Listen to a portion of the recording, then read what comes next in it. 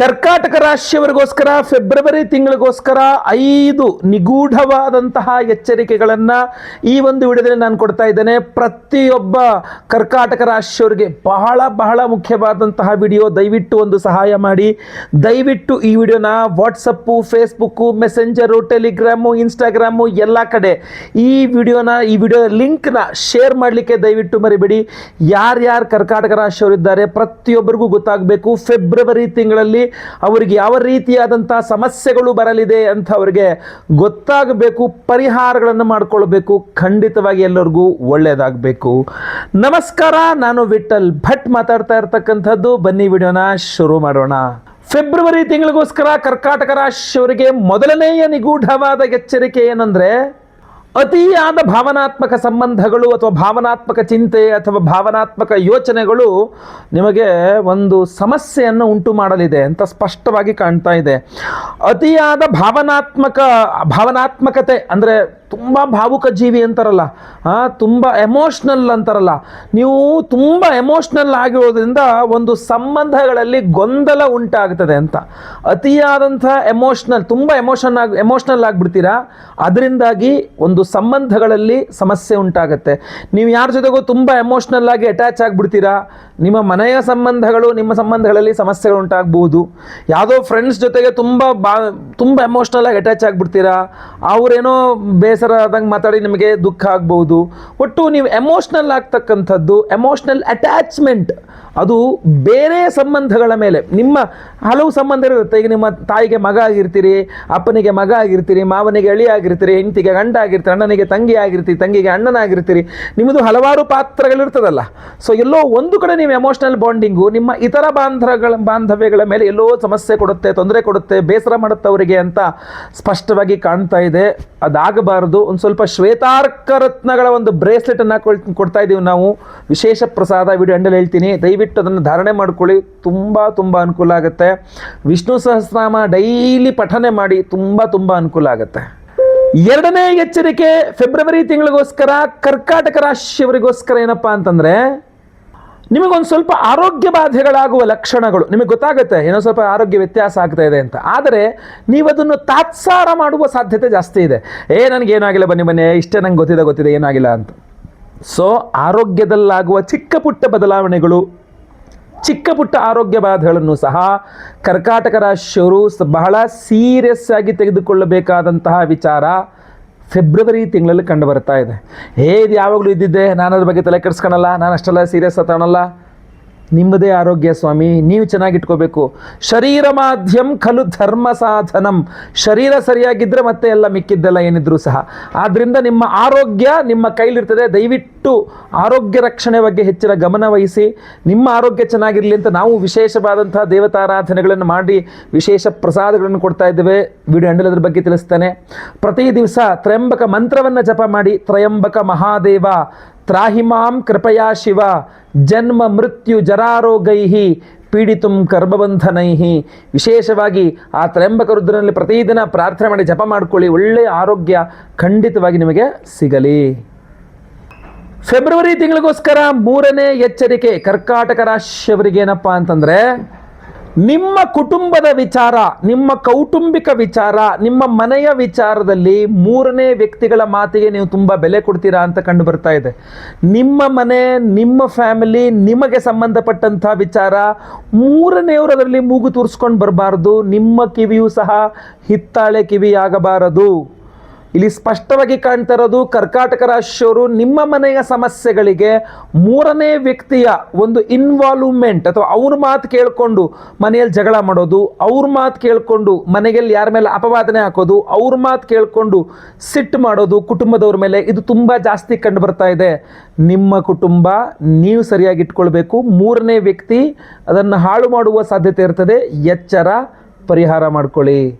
ನಾಲ್ಕನೆಯ ಎಚ್ಚರಿಕೆ ಕರ್ಕಾಟಕ ರಾಶಿಯವರಿಗೆ ಫೆಬ್ರವರಿ ತಿಂಗಳಿಗೋಸ್ಕರ ಏನಪ್ಪಾ ಅಂತಂದ್ರೆ, ಹಣಕಾಸಿನ ವಿಚಾರದಲ್ಲಿ ಅಥವಾ ಆಸ್ತಿಯ ವಿಚಾರದಲ್ಲಿ ನಿಮಗೆ ಅರ್ಧಂಬರ್ಧ ಮಾಹಿತಿ ಇದೆ.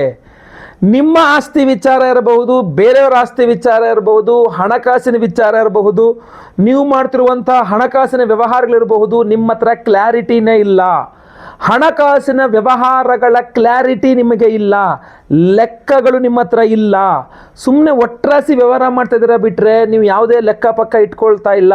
ನೀವು ಈ ಮುಂಚೆ ಪೈಸೆ ಟು ಪೈಸೆ ಲೆಕ್ಕ ಇಟ್ಕೊಳ್ತಾ ಇದ್ರಿ, ಈಗ ನೀವು ಏನೂ ಲೆಕ್ಕ ಇಟ್ಕೊಳ್ತಾ ಇಲ್ಲ, ಗಾಳಿಗೆ ತೂರ್ತಿ ವ್ಯವಹಾರ ಮಾಡ್ತಾ ಇದ್ದೀರಾ. ಬಹಳ ತಪ್ಪಾಗಲಿದೆ, ನೆನಪಿಟ್ಕೊಳ್ಳಿ. ಇದು ಬಹಳ ದೊಡ್ಡ ಸಮಸ್ಯೆಯನ್ನು, ನಿಮಗೆ ನಷ್ಟವನ್ನು ಕೊಡಲಿದೆ, ಸ್ಪಷ್ಟವಾಗಿ ಕಾಣ್ತಾ ಇದೆ. ನೀವು ಯಾವುದೇ ಕಾರಣಕ್ಕೂ ಏನು ವ್ಯವಹಾರಗಳು ಮಾಡ್ತಿರಲ್ಲ ಆ ವ್ಯವಹಾರಗಳ ಬಗ್ಗೆ ತುಂಬ ಗಮನ ಇಡಬೇಕು. ಆಮೇಲೆ ಆಸ್ತಿ ಬಗ್ಗೆನೂ ಸಹ ಅಷ್ಟೇ. ನಿಮ್ಮ ಆಸ್ತಿ ಎಲ್ಲೆಲ್ಲಿದೆ ಅಂತ ನಿಮಗೆ ಸರಿಯಾಗಿ ಗೊತ್ತಿಲ್ಲ, ನಿಮ್ಮ ಆಸ್ತಿಗಳು ನಿಮ್ಮ ಪಾಲು ಎಷ್ಟಿದೆ ನಿಮಗೆ ಗೊತ್ತಿಲ್ಲ. ಪರವಾಗಿಲ್ಲ ನೋಡೋಣ ಬಿಡ್ರಲ್ಲ ಆಮೇಲೆ ನೋಡೋಣ ಅಂತ ತಾತ್ಸಾರ ಮನೋಭಾವ ಜಾಸ್ತಿ. ಆಸ್ತಿಯ ಬಗ್ಗೆ ಹಣಕಾಸಿನ ಬಗ್ಗೆ ತಾತ್ಸಾರ ಮನೋಭಾವವನ್ನೇ ಮಾಡಿ ನೋಡೋಣ ಬಿಡು ಆಮೇಲೆ ಅದೇ ಇವಾಗ ಏನೀಗ ಆಮೇಲೆ ತಿಳ್ಕೊಳ್ತೀನಿ ಬಿಡು ನಂಗೆ ಗೊತ್ತಿಲ್ಲ ಏನೀಗ ಏನು ಮಾಡೋಕ್ಕಾಗತ್ತೆ. ಈಗ ಈ ಥರದ್ದೆಲ್ಲ ವಿಚಿತ್ರವಾಗಿ ಮಾತಾಡಿಕೊಂಡು ನಷ್ಟವನ್ನು ಎದುರಿಸ್ತೀರಾ ಅಂತ ಕಂಡು ಬರುತ್ತಾ ಇದೆ. ಎಚ್ಚರ. 5ನೇ ಶುಭ ವಿಚಾರ, ಕರ್ಕಾಟಕ ರಾಶಿಯವರಿಗೆ ಫೆಬ್ರವರಿ ತಿಂಗಳಿಗೋಸ್ಕರ ಏನಪ್ಪಾ ಅಂತಂದ್ರೆ, ಫೆಬ್ರವರಿ 3 ಅಥವಾ 4ನೇ ವಾರ, ಫೆಬ್ರವರಿ ಕೊನೆಯ ವಾರಕ್ಕೆ ಹೋದಂತೆ, ಕೊನೆಯ ಭಾಗಕ್ಕೆ ಹೋದಂತೆ ಮನಸ್ಸಿನಲ್ಲಿ ದ್ವಂದ್ವ ತುಂಬ ಜಾಸ್ತಿ ಆಗ್ಬಿಡುತ್ತೆ. ಡ್ಯುಯಲ್ ಮೈಂಡ್ ಆಗಿಬಿಡ್ತೀರಾ. ನಿಮಗೆ ಏನು ಫೆಬ್ರವರಿ ತಿಂಗಳು 1ನೇ ವಾರ ಸರಿ ಇರ್ತೀರಾ, 2ನೇ ಸಾರಿ ಸರಿ ಇರ್ತೀರಾ, 3 ಕೂಡ ಓಕೆ ಅನ್ಬೋದು. ಬಟ್ 3ರಿಂದನೇ ಸ್ಟಾರ್ಟ್, 3ನೇ ವಾರದಿಂದ ಒಂದು ಸ್ವಲ್ಪ ಚೇಂಜ್ ಆಗುತ್ತೆ ಮೈಂಡು. 4ನೇ ವಾರ ಕೊನೆ ವಾರ ಬರೋಷ್ಟರಲ್ಲಿ ಫುಲ್ಲು ಡ್ಯುಯಲ್ ಮೈಂಡ್ ಆಗಿಬಿಡ್ತೀರಾ. ಯಾವುದೇ ಒಂದು ದೃಢ ನಿರ್ಧಾರ ತಗೊಳಕ್ಕಾಗಲ್ಲ, ಖಚಿತವಾದ ನಿರ್ಧಾರ ತಗೊಳಕ್ಕಾಗಲ್ಲ. ಖಚಿತತೆ ಅನ್ನೋದು ಇರೋದೇ ಇಲ್ಲ ನಿಮ್ಮಲ್ಲಿ. ಇದು ಆದರೂ ಓಕೆ ಅದಾದರೂ ಓಕೆ, ಅಯ್ಯೋ ನಂಗೆ ಕನ್ಫ್ಯೂಸ್ ಆಗ್ತಾನೆ, ಏನಾದ್ರು ಓಕೆ ಪಡಲ್ಲ ಅನ್ನೋ ಥರ ಆಗ್ಬಿಡ್ತೀರಾ. ಈ ದ್ವಂದ್ವದಲ್ಲೇ ಬಹಳಷ್ಟು ನಿರ್ಧಾರಗಳನ್ನು ತೆಗೆದುಕೊಳ್ಳಿಬಿಡ್ತೀರಾ.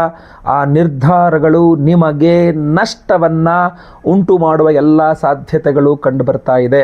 ಸೊ ಅದರಿಂದ ದಯವಿಟ್ಟು ಆ ಡ್ಯುಯಲ್ ಮೈಂಡ್, ದ್ವಂದ್ವ ಮನಸ್ಥಿತಿಯನ್ನು ಬಿಡಬೇಕು, ಅಲ್ಲಿಗೆ ಹೋಗಬಾರ್ದು. ಮೊದಲೇ ನೀವು ಪ್ರಸಾದ ಧಾರಣೆ, ಪರಿಹಾರ ಪೂಜೆಗಳು ನಿಮಗೆ ತುಂಬ ಅವಶ್ಯಕ. ಅದೇ ಪರಿಹಾರ ನಾವು ಮಾಡ್ತಾ ಇರತಕ್ಕಂಥದ್ದು.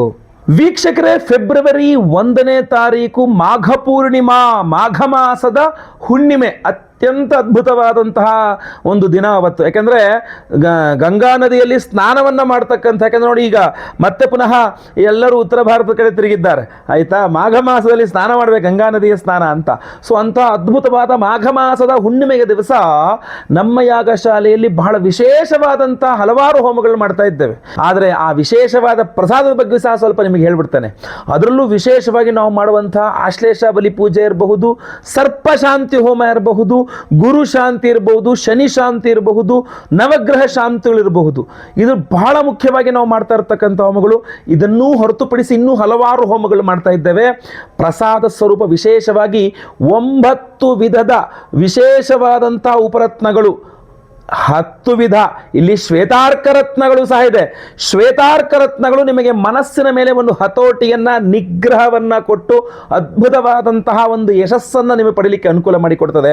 ಅದ್ರ ಜೊತೆಗೆ ಇರತಕ್ಕಂಥ ಇನ್ನು 9 ರತ್ನಗಳು, ಇದ್ರ ಬಗ್ಗೆ ಸಪ್ರೇಟ್ ವಿಡಿಯೋನೇ ಮಾಡ್ತೀನಿ ನಾನು, ಯಾವ ರತ್ನಗಳು. ಯಾಕೆಂದ್ರೆ ಒಂದು ರತ್ನ ನಿಮಗೆ ದುಡ್ಡು ಕೊಟ್ಟರೆ ಒಂದು ಐಶ್ವರ್ಯವನ್ನ, ಒಂದು ಆರೋಗ್ಯವನ್ನ, ಒಂದು ನೆಮ್ಮದಿಯನ್ನ, ಒಂದೊಂದು ರತ್ನಗಳು ಒಂದೊಂದು ರೀತಿಯವಾದಂತಹ ಅದ್ಭುತಗಳನ್ನ, ಫಲಗಳನ್ನು ಕೊಡ್ತಕ್ಕಂಥದ್ದು. ಈ 9 ಪ್ಲಸ್ ಇದೊಂದು, ಈ 10 ವಿಧದ ವಿಶೇಷವಾದಂತಹ ಒಂದು ಉಪರತ್ನಗಳ ಒಂದು ಬ್ರಾಸ್ಲೆಟ್ನ ಪ್ರತಿಯೊಬ್ಬ ಸಂಕಲ್ಪ ಸೇವಾಕರ್ತರುಗಳು ಕೊಡ್ತಾ ಇದ್ದೇವೆ.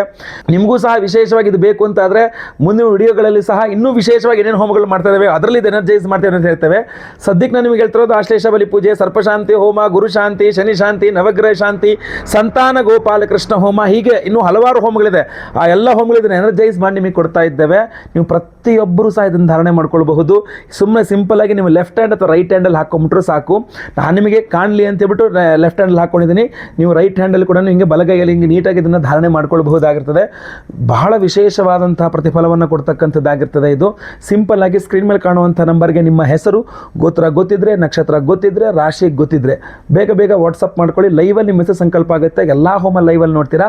ಪ್ರಸಾದ ನಿಮಗೆ ಸ್ಪೀಡ್ ಪೋಸ್ಟ್ ಮೂಲಕ ನಾವು ಕಳುಹಿಸಿ ಕೊಡ್ತಾ ಇದ್ದೇವೆ. ಸೊ ವಿಡಿಯೋ ಇಷ್ಟ ಆದರೆ ದಯವಿಟ್ಟು ಲೈಕ್ ಮಾಡ್ಲಿಕ್ಕೆ ಮರಿಬೇಡಿ. ಪ್ರತಿಯೊಬ್ಬರಿಗೂ ವಿಡಿಯೋ ರೀಚ್ ಆಗೋ ಥರ ದಯವಿಟ್ಟು ವಾಟ್ಸಪ್, ಫೇಸ್ಬುಕ್, ಮೆಸೆಂಜರ್, ಟೆಲಿಗ್ರಾಮ್ ಎಲ್ಲ ಕಡೆ ಸಾಮಾಜಿಕ ಜಾಲತಾಣಗಳ ವಿಡಿಯೋನ ಶೇರ್ ಮಾಡಲಿಕ್ಕೆ ಮರಿಬೇಡಿ. ನೀವು ಸಬ್ಸ್ಕ್ರೈಬ್ ಮಾಡ್ಕೊಂಡು ನಮ್ಮ ಚಾನಲ್ ದಯವಿಟ್ಟು ಕಡೆ ಸಬ್ಸ್ಕ್ರೈಬ್ ಬಟನ್ ಇರುತ್ತೆ, ಸಬ್ಸ್ಕ್ರೈಬ್ ಮಾಡಿಕೊಂಡು ಬೆಲ್ ಬಟನ್ ಒತ್ಕೊಂಡು ಆಲ್ ಅಂತ ಮಾಡ್ಲಿಕ್ಕೆ ದಯವಿಟ್ಟು ಮರಿಬೇಡಿ. ಮುಂದಿನ ವಿಡಿಯೋದಲ್ಲಿ ಮತ್ತೆ ಪುನಃ ಸಿಗ್ತೇನೆ. ಎಲ್ಲರಿಗೂ ಸಹ ಒಳ್ಳೆಯದಾಗಲಿ. ಲೋಕ ಸಮಸ್ತ ಸುಖಿನೋ ಭವಂತು. ನಾರಾಯಣ ನಾರಾಯಣ ನಾರಾಯಣ.